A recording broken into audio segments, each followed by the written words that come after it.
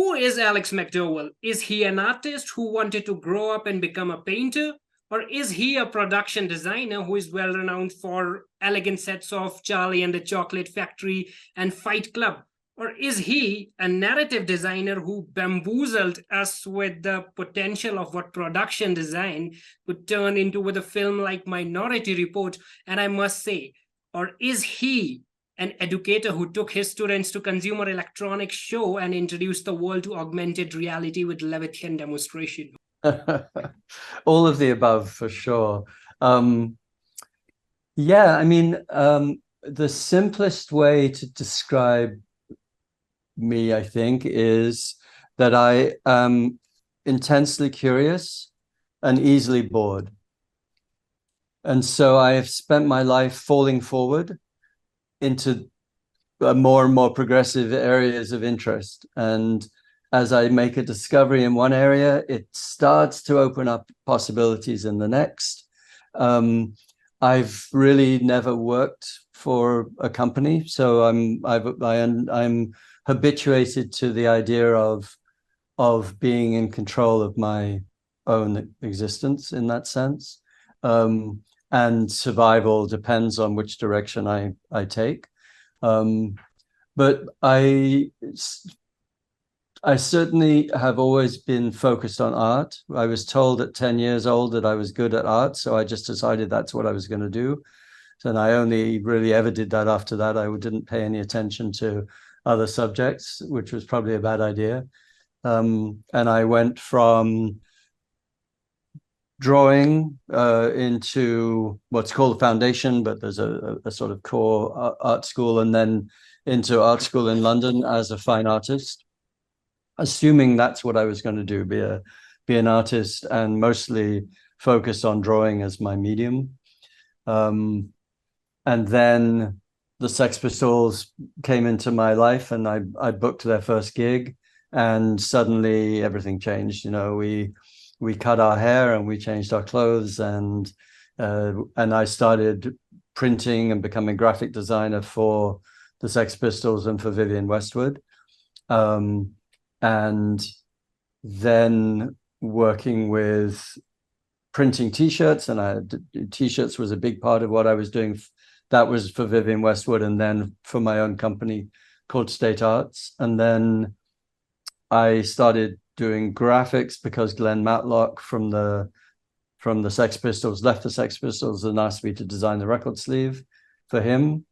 And then I had a company called Rocking Russian for quite a substantial period of time, and became a design studio mostly focused on music. And then Glenn Matlock again introduced me to Iggy Pop, and Iggy Pop wanted a music video, and we didn't know what a music video was, and we said, of course we'll do a music video. And so I was a production designer from that day on, because I didn't know what I had to do anything else except just start production design. And I started making more and more music videos while we had another design studio called Dagama, which was half music video, half graphics, all music focused. And that took me to America. And then I started doing more music videos in America, and I've done about 200 music videos. And then I started working with directors like David Fincher, and David Fincher started making commercials.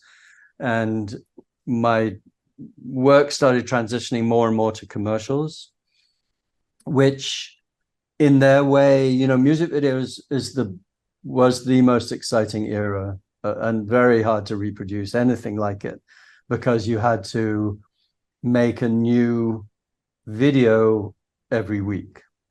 And every video had to be original and unique and exciting, because for MTV, the videos were all competing, and you had to have a video that would be more interesting than all of the other videos. And so the incentive was constant reinvention, constant ideation, constant tension or chaos, or anything that would create a volatile environment for new ideas, but very, very quickly with very small groups. So I worked with a director called Tim Pope before I went to the US, doing one video a week, at one point doing 3 videos at the same time a week. So really like crazy, intense, but working hand in hand with just the director or just the cinematographer, tiny groups. So it's a very good, it was great preparation, but then commercials was a little bit like honing that. You have more money, you have more precision, you have a very specific client, and you have to become more professional in a way, and you have more time, you know, maybe it's a commercial a month instead of a video a week. But then those directors all started making movies, and I was asked to make a movie by another director at the production company that David Fincher was at, called Propaganda. I was asked by Alex Proyas to do The Crow, to design The Crow.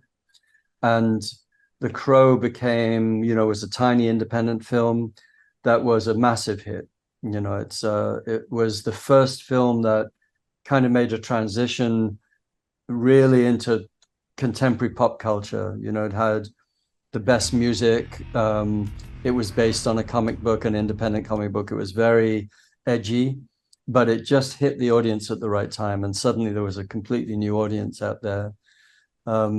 So I started doing movies, but then I went back to commercials because I was now being offered a lot of low budget independent films, which I didn't want to do, terrible like horror movies and stuff. So I went back to doing commercials and waited until there was a really interesting film coming up again. And I think that was Fight Club, I think was the next. Oh no, actually, let me just check because I forget these things.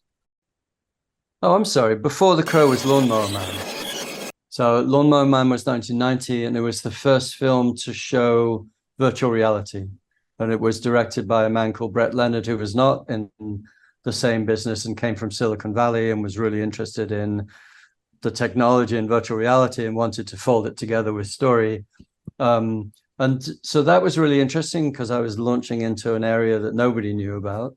But after that was The Crow, and we were really getting in much more into intense narrative. And then after that was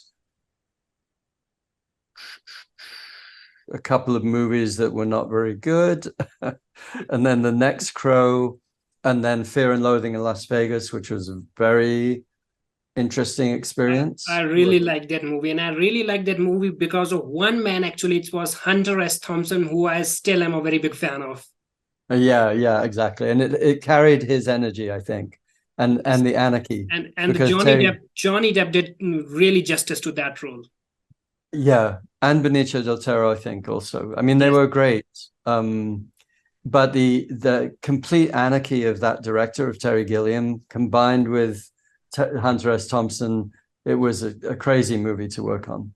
And there were, you know, and really interesting because as I was moving through these films, I'm getting more experience as a production designer because of the challenges. The Crow was all built on stage, so it was big rooftops on stage, but all at night and very stylized. Fear and Loathing was very stylized and terrible taste, right? So Las Vegas.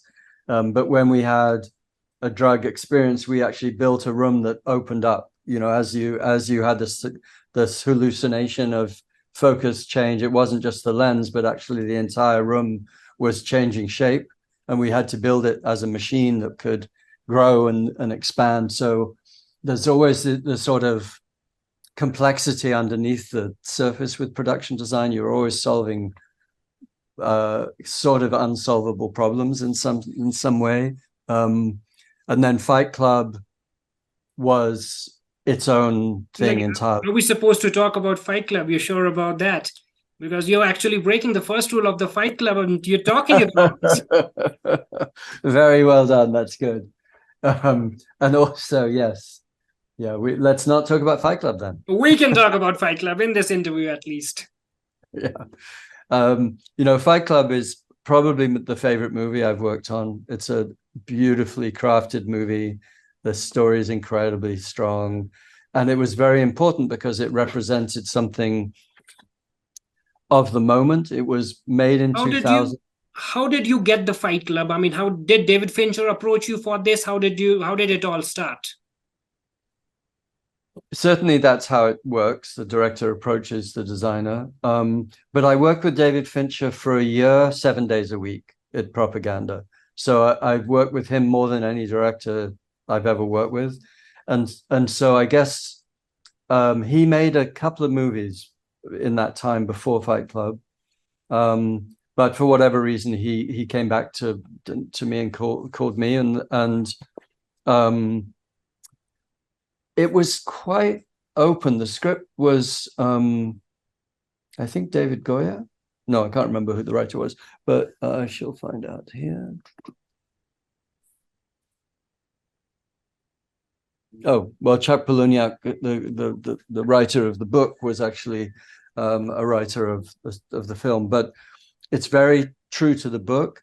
But the book doesn't have a lot of detail about environments. It's actually quite deliberately in this strange generic world space, you know, that banal Ed Norton's character lives in the same banal places and on banal airplanes. And so half of the movie is really, how do you convey the boring banality of 20th century architecture or 21st century, you know. So we're at this cusp of sort of despair from the 20th century and the 21st century, and the book's very reflective of that.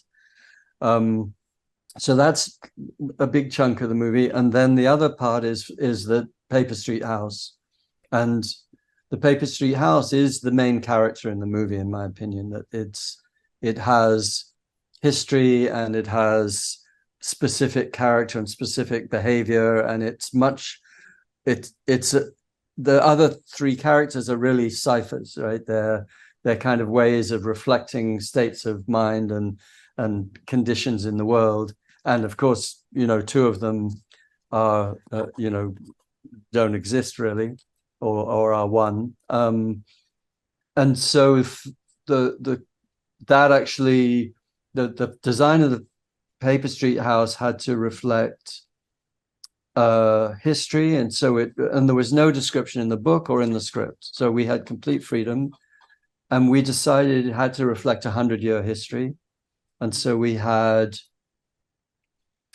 a narrative that the house was built in 1900 by an industrialist on the outskirts of Detroit, and that the city of Detroit was just beginning an industrial revolution, but gradually the city becomes bigger and bigger. And he built it in a beautiful landscape, but eventually the landscape gets taken over by the industrial development. And so the house loses value.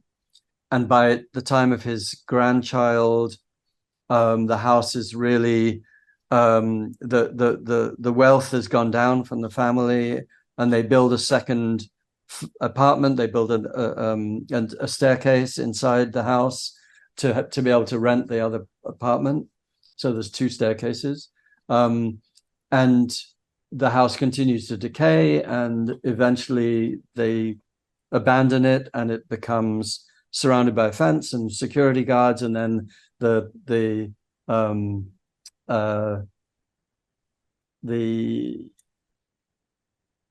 what are they called? Damn it. Oh, I can't remember the name of the people who populate. Space monkeys. So then the space monkeys take over and they squat the house and they start making soap. And so you have this history. We built, I think, 5 sets that represent the house. So you have the exterior built on location, with a backyard that we built, and a kitchen that we built so that you could go from the kitchen to the backyard. And then we built the interior with the kitchen. So the kitchen was exact duplicate on stage, so you could look into the house and walk from the kitchen to the house. And we built the front hall twice so that you could enter the door from the location exterior, and you could be in the interior looking back at the door on stage. And then we built the upstairs as a separate set, and we built the basement as a separate set so it could be flooded. I think we might have built Ed Norton's room also, but I can't remember.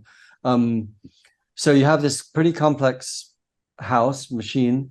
It's showing layers of history. So the painters were incredible, and we had 5 or 6 layers of wallpaper. So you peel back the wallpaper, and there's wallpaper from the 1920s, the 1950s, 1970s, all built into the set.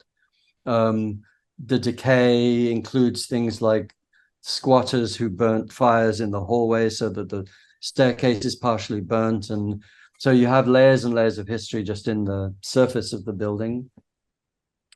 What is your typical process for approaching a project like Fight Club, and how do you collaborate with the team members? Well, I think in some way or another, every film is similar for a production designer, which is you are hired very early on, often right after the producer director, after the script's written, the writer. You're the first hire other than the production core, because you have to prepare, a lot of work before the film's made. So the process is you get hired, you find out where you're going to shoot. As soon as you know where you're going to shoot, you start hiring crew. You hire a team very quickly, like in 2 weeks, you have to have a team in place pretty much. The team is never the same because every film is like a new company, a new corporation, because the studio owns it, the studio funds it if it's a Hollywood movie, but you start every film completely from scratch with a new budget, and so it's a self-contained economic entity, and so we never have the same team, or at least the conditions are always different. And if you go to, I've worked in Prague and Vancouver and London and various other parts of the world and the country. Every place you go, you have to hire locally mostly. And so you find local team and you bring them in, and then you just start design. So you have to go very quickly. Usually my process is to discard the script. I know what the script wants, but usually the descriptions in the script are not very clear. A writer is not a designer. They could say that the place looks like this, and I can totally disagree. And I will work with the director to say, it makes much more sense to do it this way. But so I have to start working with the story very quickly, with the director very intensely, hire a crew, start design. And now, or as my films progressed, design is all digital. It's wireframe first, paintings in sync with that. So we paint over the wireframe. And then as you start developing your sense of the architecture, then you're starting to build more and more detail, and you're building probably 5 or 6 sets at the same time. You're moving the whole film forward, and you don't know the schedule yet, so you have to be ready for, and you're location scouting, and you're working with a set decorator, and set decorators starting to get in the same mindset so that they are choosing or making decisions about the style of furniture, the style of, the dressing, etc. in the house.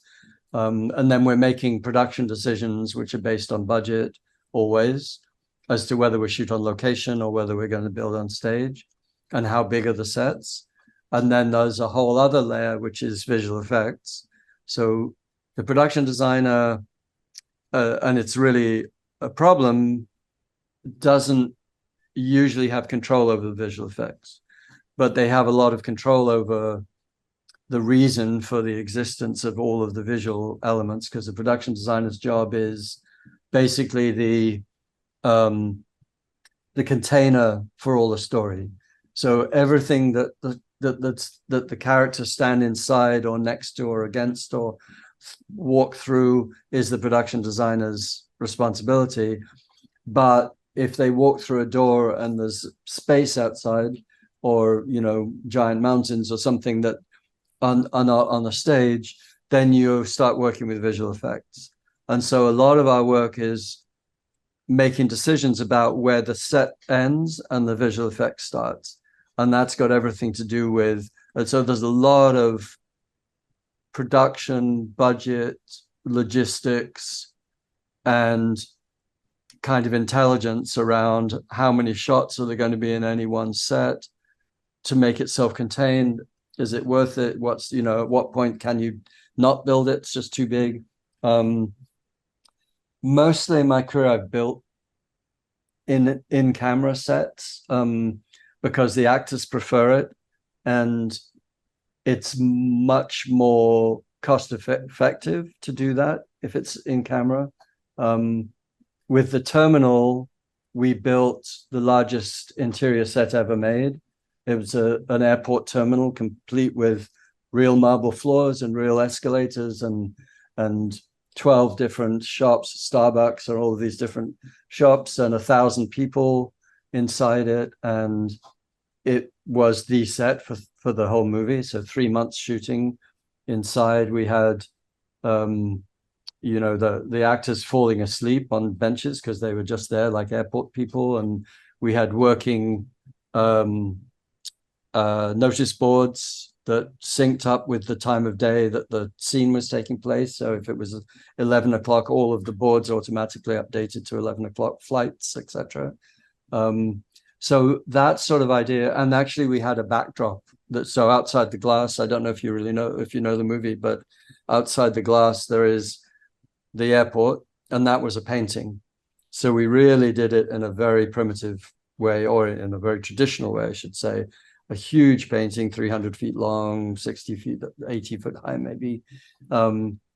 And, maybe one of the really last big paintings in Hollywood. Yeah. So there's a lot of bits and pieces, like Charlie and the Chocolate Factory was probably the most complicated. Charlie and the Chocolate Factory is actually the first Hollywood film that I actually saw. Oh, really? It is my first film. Okay, that's great. How old were you? I guess I was 7 or 8 year old at that point of time. I'm not able to recall properly. Okay. Oh, that's great. Yeah, it was a very, very complicated film. Tim Burton is wonderful to work with, but he has very specific vision. If you have to build a pink transparent boat that's the shape of a dragon, has to float on Chocolate River, all of that's real. The ship is real. The people are sitting in it. It's got the river's not made of chocolate, but it's it is water, and the all of that crazy landscape really is built. How much percent of it is? How much percent of the production design that you were actually involved in is it real, and what percentage of it is the CGI or the special effects used in the film? I don't think I could remember. I don't remember in any accurate way, but I will just guess that it's 70-30 or something like that, maybe 80-20. The really big sets, like the big room with the waterfall of chocolate and the boat and etc., everything was built. Other than the top, I suppose. I would say if you look up, then that would be CG, but mostly you're trying to stay within the set just to be cost effective, and a lot of decisions are being made just to make sure the camera doesn't, or just create a new visual effects shot just for no good reason. But we're building also for the Oompa Loompas was an interesting problem, because the Oompa Loompa character, the one actor, is 4'1", and the character he's playing is 30 inches. So 49 inches to 30 inches, whatever proportion that is, we had to build any sets that he was in twice. So when he's standing in a set, we build it 1.5 times larger. So we're building many, many duplicate sets every time there's an Oompa Loompa. Basically, we had to build a second set at different scale. Everything had to be built twice. The tree had to be a different scale. The landscape, the grass, everything had to be built oversized so that he looked smaller. So that was a crazy problem. And then every set was being built, very big sets at the same time. So I had 7 art directors, essentially 7 different departments working simultaneously. I think the crew was, from my crew, was 400 people. And then of 2000 or something, but the biggest crew I've ever had. So I love that kind of systemic complexity. It's really something I miss now. And then the main film for why I'm here is Minority Report. I'm coming to that part. I'm coming to Okay, that I'll part now. let you come to Year that. was 2002. We had heard of a device called smartphone, but not seen it. And you were a part of a film called Minority Report, where Tom Cruise is involved in all these depictions of gestural interfaces, which no one was familiar with at that point of time. Or shall I say, he performs intricate and elaborate movements to manipulate and discover narratively important information. Was it used to emphasize the science fictional universe and inject a dose of coolness to representation of technology? Because filming someone simply moving a mouse cursor or typing on keyboard does not create the same level of narrative actions that gestures do. Yes, yeah. Yes, I mean, for sure, those decisions made by the director are always to what's the most evocative, makes the most beautiful frame, especially with Steven Spielberg. It was with Minority Report, though, it was specifically not designed not to be science fiction. So one of the things that we were asked to do by Spielberg was future reality, not science fiction. And that was a very strict rule. So it meant that everything that we have in the movie pretty much comes from research. And so if you take the gesture interface, I went to MIT Media Lab, which is, a very highly respected future kind of engineering space, but just, based on engineers who are trying to create the next level of reality. And I met a man called John Underkoffler, who for his thesis project was developing the idea of human interface with a gesture-controlled interface. So that was his thesis project as a student. We hired him as a future historian. So he was doing all the research around where technology might go. And we were talking to many companies like Apple and Lexus and to the military research labs. But what happened was John showed Steven Spielberg how the gesture control worked in his thesis. And Steven really liked it. So at that point, we then said, to John, what would you want this? How would you want this to look? And we decided a few things that were about style, like it's a transparent screen. But we knew that idea of transparent screens was coming. So it was not, again, it's not fiction. It's sort of a speculative reality, if you like, or extrapolating forward. And so the gesture control comes from one of our team who could say, this is how it would work. And then actually after the movie, he was asked if he could build it for real. And he started a company that was for 20 years just producing gesture interface for giant corporations. So there was that sort of incentive or initiative from Steven Spielberg to say everything in the film has to be real, and we therefore had to go and do a lot of research, and every piece of research we did gave us a clue to how something might evolve, because we still had 50 years to say that it could have developed. But we worked with a lot of experts, quantum physicists for the memory, the precogs, a lot of urban planners. We worked with Frank Geary's office and Greg Linso for the architecture. And the real, again, the story is being supported by the idea that the police have certain kinds of technology, and that is essential to the narrative. And the kinds of technology we discovered helped drive the story. But at the same time, there was no script. And that's the really radical thing about Minority Report for me, was there was no script at all for a year. So we had to build a world first. And it completely flipped the model of what storytelling could be in film, because we were world building, and then the story was emerging from the world. And it wasn't... This is where I was actually coming. Production designers are generally stuck in a linear approach, following through the script and director requirements.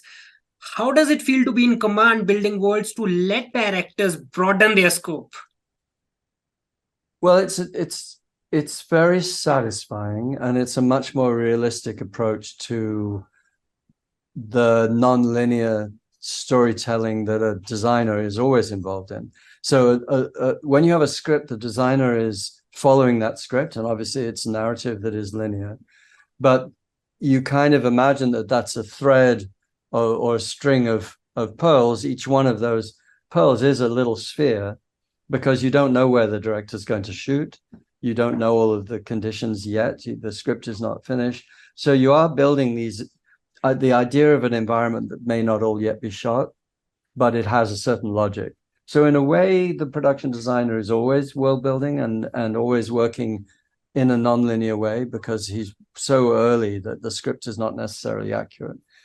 But with Minority Report, that's never happened, to be able to have that degree of freedom for a year of developing completely new ideas, to develop a new set of conditions, let's say, within which the story can take place. And the reason it was really important was it was how we invented world building as a narrative design system, because we had to create a sort of structural, systemic way to be able to break down this whole world and decide how it progressed.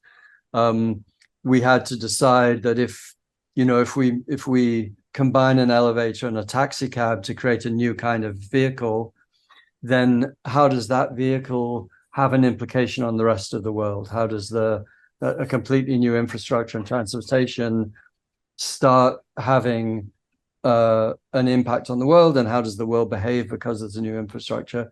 And that has to be tracked, right? Every shift in the world creates a shift in the potential of the narrative. Every world's holistic. And so we have this system called the mandala, which is a way of keeping track of all of these different elements and remembering that they connect to each other. So every question we ask about the world has a place on a mandala, which is, I don't know, have you seen the mandala? Oh, yes, I've seen it. Yeah. So it's working in scale, down to like character scale, and then with these segments of different representations of what's important holistically. So having to create that system created a foundation for world building that we realized we could actually take in any direction. That we don't have to just make movies. We could look at the future of advertising. We could look at, the future of cities. Gaming too. And gaming, absolutely. I mean, very important for games, and the scale of a game is always a massive world, but the logic of that world and making sure that the world has an intact logic is part of what we do now. And we do that for a very broad range of different kinds of clients. And I teach that, and, so it's based on this foundation that came out of Minority Report, but now 20 years later, it's got a lot more capability, if you like. The Minority Report, of course, was a turning point for not just for you, but for entire cinema. It was a point that triggered a transformation in design culture as well. Do you think it has played out in full now, or there's still something left? It's still having impact, I would say. Strangely, because obviously, I mean, nobody was expecting that to be true, but because of the vision that was in the script and the story and what Steven was saying, but then how that future narrative was being supported by these kind of progressive ideas or innovative ideas around how the world would work. What we're seeing is still, like maybe 2 months ago, I saw a proposal for a vertical public mobility that moved vertically and horizontally. And so for the first time, we're seeing somebody who's really trying to build that system. But we designed this in 2000. There was no Internet of Things. There was no user interface like that. There was no kind of quantum physics associated with, the mechanics of memory. There was no what do you call it, laser, I forget what you call it when you're operating on the eye. There was no Internet of Things, which was a huge part of the script, and there was no autonomous vehicle. So that idea of that structure of vehicles never existed. And we could see step by step those things all coming into play. And I think Minority Report becomes a sort of touch point to check against some of these technologies, and a trigger to say, why not? Why would a technology not go this way? But because we were researching it in the real world, we knew that all of this technology was possible, and we weren't, I would say, have said, we weren't being so clever. We were just listening carefully. And I think that's the ultimate outcome of, and why it still remains relevant. So now tell us a little about Experimental Studio. I mean, you are the founder and creative director of it. What is the scope of work here? And are you still linked to the cinematic world, or have you transposed to education and training? The latter, I would say. So when I was asked to teach at USC, I just finished Man of Steel, and I was ready to make a change in my, to fall forward again. And I'd never thought about teaching in my life. It's a completely new idea for me, and it seemed interesting.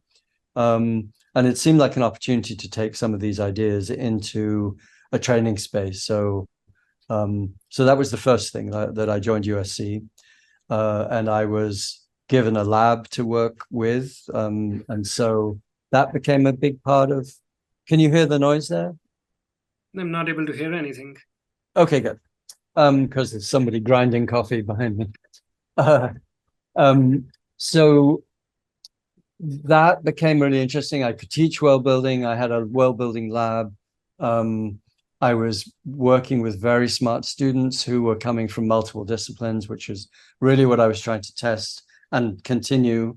Now I teach one class every semester that's world building class, and we have always multiple disciplines, and we're training people of, economists and biologists, and as well as media and journalists, and very wide range of people, how to use world building in their if you were to explain what world building is to consider a noob like me who don't understand the difference between distance and displacement, how would you approach your style? How would you teach someone what world building is, someone who's never heard of the term before? Well, at the simplest level, world building is a way of reconnecting to human storytelling. I think that it's fundamentally collaborative. It is a design process, so it's systemic. It takes into account the holistic, and so in many ways we're really just breaking down the way the world works. We don't live in a linear narrative society, with nothing about the human experience is linear, really, except time moves us forward. So the notion of oral storytelling is kind of the substantial influence. The idea that if we gather around a problem with a series, with story muscles, with story capability, and we bring a lot of different people to the table, we're going to see powerful stories evolve in unexpected ways. And those stories are going to influence the place where they take place, the environment. And because it's a design practice, we're playing off that. The cinematic part is that there are narratives in environments, and that there are stories contained in every gesture and every movement inside those environments. But the environments are holistic, and they are spherical, and they are containers, and they have very distinct, specific sets of rules that determine how different stories or different characters behave in that world space. And so if you have a world that's represents 17th century Paris, there's a specific set of rules that are different than a 21st century story on Mars. That's a part of it. And then the other part is that we use the future a lot because we're trying to liberate people's imagination. So we are not dealing with speculative futures or the futurist approach to following trends. We're trying to say, if you have a certain set of conditions and you place those conditions in a future context, then you start to populate a world that's unfamiliar, and you have to use your imagination to get there. But what you're trying to do is recontextualize your present. So we say you extrapolate forward and then you thread back.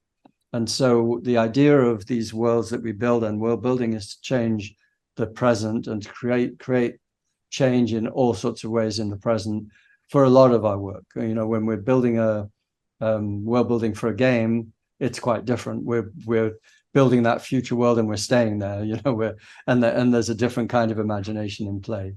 But that wasn't a very succinct description, but that's basically applies to all the work we're doing. And the mandala as a foundation represents that. And it pushes back against the contemporary, or the not even contemporary, the past 600 years of linear storytelling, which has kind of undermined our ability to collaborate and to cross disciplines. And we become an audience in a proscenium with someone on the stage telling us what to do, you know, a composer. How has the landscape of narrative design and storytelling evolved over the years?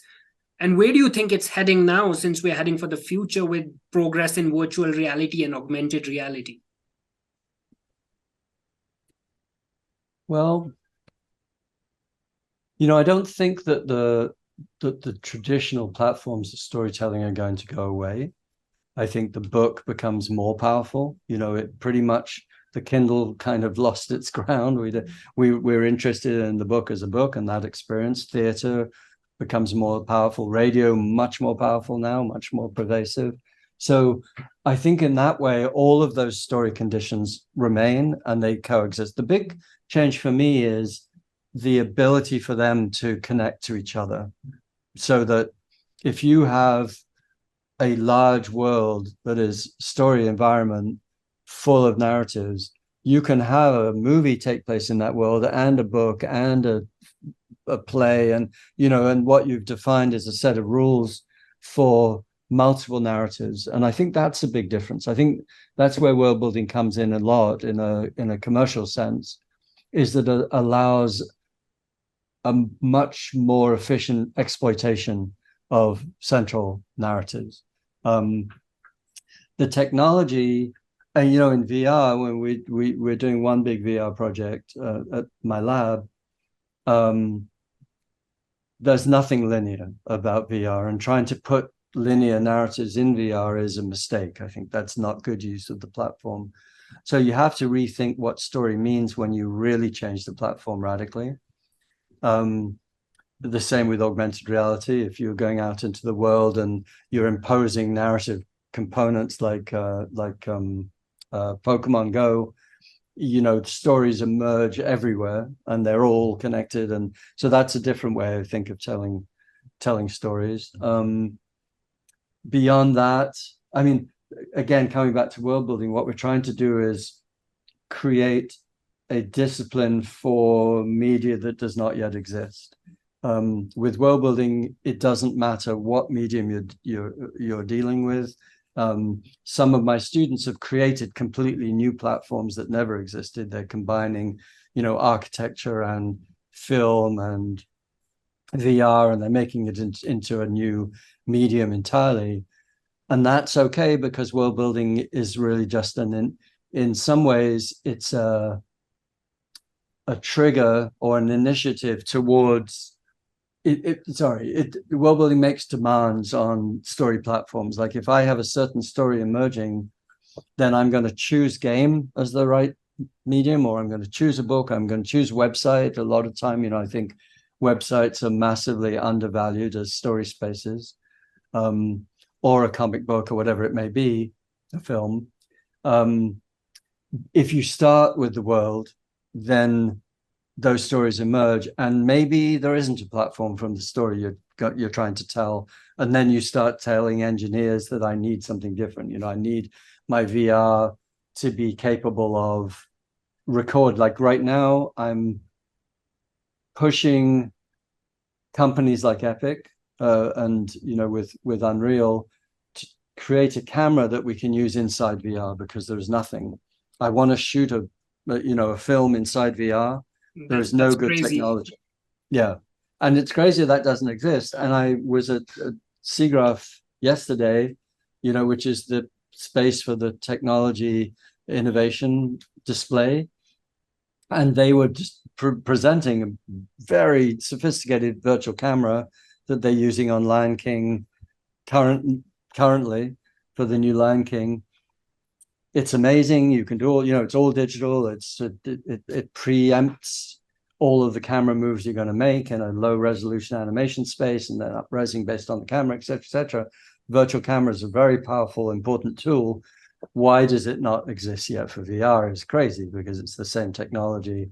So the only reason I'm saying that is I have a need now to tell a story within a platform, and I can legitimately go to engineers and say, I need a new tool. And so there's a very nice tension now, I think, when you start thinking in this more global scale, between having a real value to engineers and to the people who are developing technologies, because they're being asked to do things they haven't thought of. Yes. And it makes their technology much more versatile and robust. And as it develops, we're able to tell different stories. So some of that breaking down of disciplines where science and art never spoke to each other since the Renaissance, that's getting interesting, where we can have more of that art science happening. From your varied experience, what are the few common challenges faced by narrative designers? How do you overcome them, and what advice or mantra do you have for the upcoming or budding narrative designers? So can you say that again? I missed the question. So there are just two. The first part of the question is that from your varied experience, what are the few common challenges you believe are faced by narrative designers? And the second part of the question is how to overcome these challenges and the advice you have for the budding narrative designers.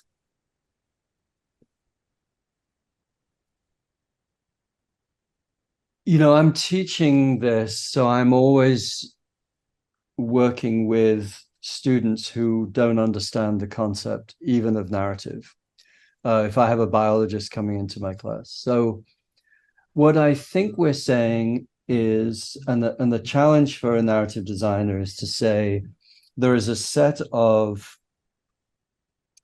there's a sequence of events that has to happen to get to a point of a robust narrative space. And you have to start with asking questions and deep research, but mostly you have to create a set of rules. And I think there's a big challenge in this crafting of what a rule means in a way that's going to define the story space and therefore the stories you tell. And the first, a third of all of our work, I would say commercially or in teaching, is defining those rules. How do you actually say, within the context of the story, what are the provocations that are being set up that are going to force you to make decisions about the way the world works, and then test those decisions, prototype those decisions, and be able to say there is now a rule in place that everything has to correspond to because we've tested it. So, gravity is a rule. It doesn't have to be a rule, but if you decide that the world is based in a gravity supported environment, then you can't just decide that for some character there's no gravity unless you invent something for that character. And so rules become like climate change as a rule, or gravity is a rule, or everyone wears hats as a rule, if that's important. So defining that as the basis of story is complicated for people, I would say. But so right now, as I said, we're saying world building is 20 years old, more or less. It's a brand new discipline as a result. It's a very young discipline compared to game design or film design, and so there's an enormous freedom to continue allowing it to develop and see how it develops. And one of our really hard jobs is not the rules inside the story world, but the rules that define what world building is as a discipline. And those change quite often, because as we have a new challenge, we have to solve it. And in solving it, we come up with another set of rules which define the process that we're going through. And I think they become, we're just testing it more and more, I guess. And every time we find a new challenge, we have to create a new piece of a system to respond to that.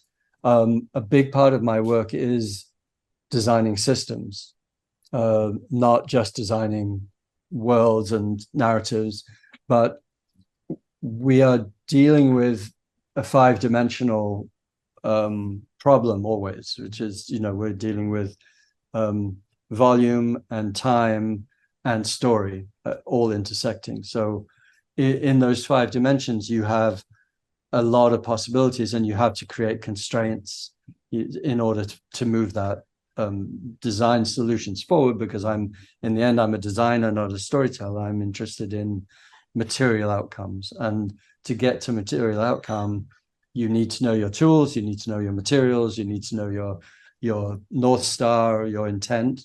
And then you need sometimes to design new tools to get there.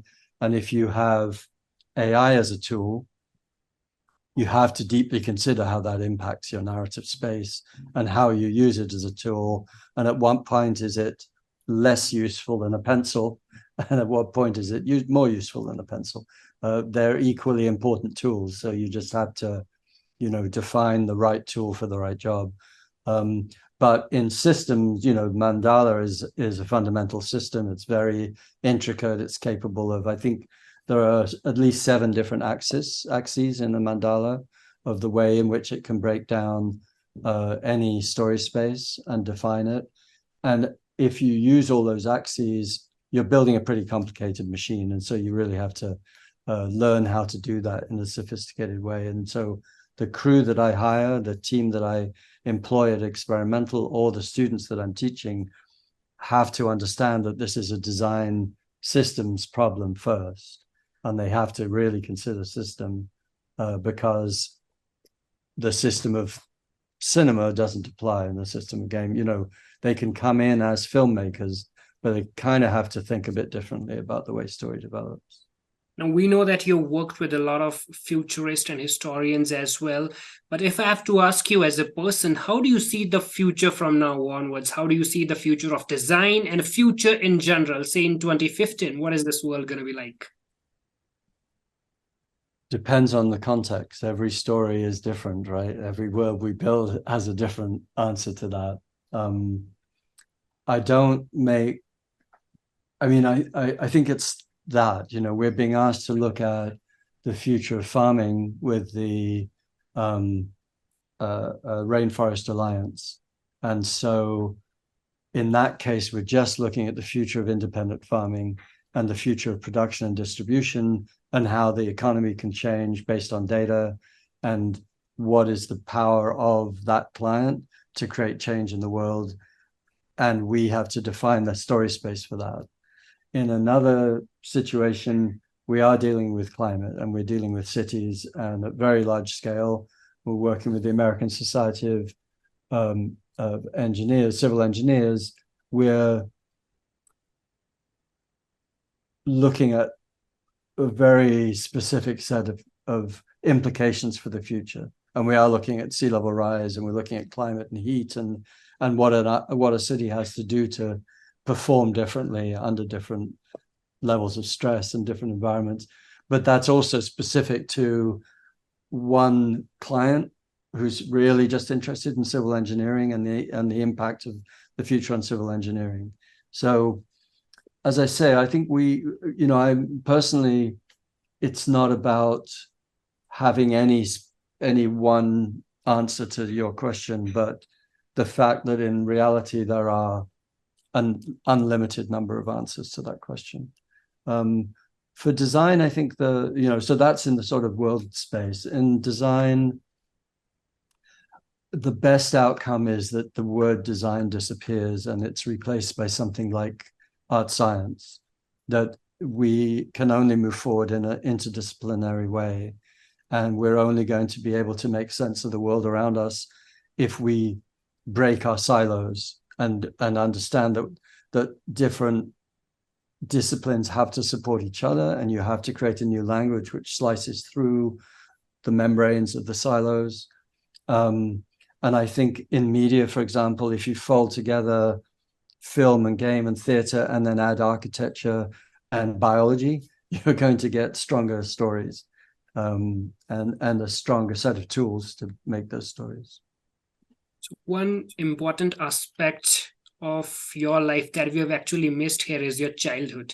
A lot of production designers I talk to hark back to their childhood. For example, just a couple of weeks back, I was having a conversation with Rob Wilson, the production designer of Breaking Bad, and he told me that the whole affinity for design, he learned it from the early childhood. It was just inbuilt in him. He saw the surrounding. It just comes so naturally to you. How was your childhood like? And I assume you were born in Indonesia. That's right.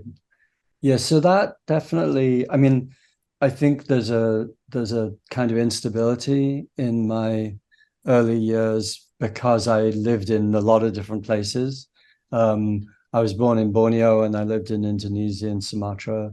And the conditions there were interesting tension because my father's an engineer.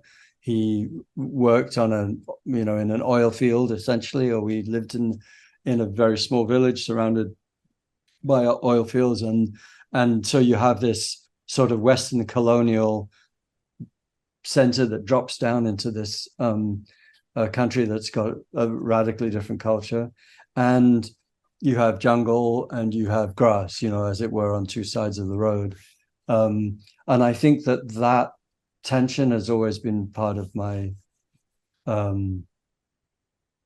the stimulus for design to me. I'm really comfortable in chaotic and sort of unstable and tension, and I find that those are the most stimulating areas to make my work. But in a visceral way, those are early childhood memories are about contrast and decay and the sort of walking into the jungle and finding an abandoned swimming pool and understanding that there's history and a story right there in terms of what does that mean? What was it? What is it going to become? So I think that's the starting point. And then going to boarding school in England, again, with just a sort of very disruptive environment and a very contained environment where you're being forced to consider a fairly artificial set of conditions, as probably influential. But as I said, in the balance of being perhaps interested in the visceral environmental sort of narrative of where one lives, combined with being told that you're good at something, that you're good at art, and then that becomes a motive. But I think the production part, design part of it was evolutionary. So I wouldn't say that I was, directed towards theater design or production design, but the conditions that surrounded me pushed me towards something that I found increasingly satisfying the further I got into it. All right, Alex, I think we might be running short on time, so I just have this very last question for you. How do you generally approach life and career now? For a man who spent like 40, 50 years in industry, worked with top artists with the likes of Michael Jackson, Madonna, actors like Johnny Depp, Tom Cruise, and directors, does the feeling ever come to you like, been there, done that, let's go wild hog way now, become a hippie and go rogue on road? Or do you still feel like there's a lot of left in you to contribute? Well, there's a lot of problems that are still interesting to solve, as a designer. I think that's probably the case. And the part of being curious and bored, I think, is part of it. Every time we kind of fall into a rut of a specific set of solutions to problems, then I'm going to try and disrupt that and make it more interesting again. But also the problems are becoming more and more complex, and that in itself is, as a designer, keeps me moving forward. But yeah, I don't see any end to that provocation of the challenges, the problems that are being, pushed at us. So as long as people are asking questions, or the environment is asking questions, or we've got a set of conditions that are unknown, like everything we're surrounded by now, there's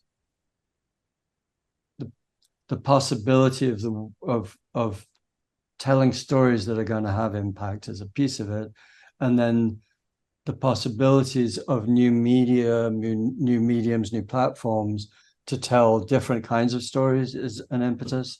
I think the combination of those things, and then on the research side, and seeing a ever expanding group of students who are going out into the world and intersecting, and now with the Junk project we're teaching at USC, where we have 15 different universities all working with the same provocation within this Junk consortium of what's the what if there's a future 300 years from now, a future society built on the detritus of a former civilization.